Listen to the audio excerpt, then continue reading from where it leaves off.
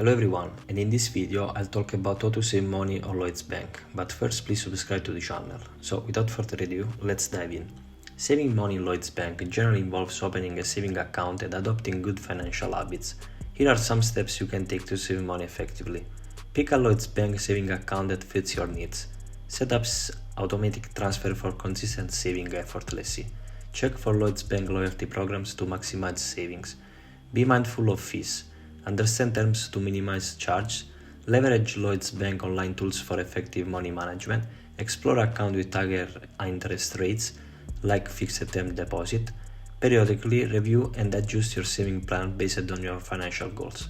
Remember to check Lloyds Bank current offering and speak with their customer service for specific advice tailored to your situation. And there we have it. If you find this video helpful, please consider leaving a like and subscribe to the channel.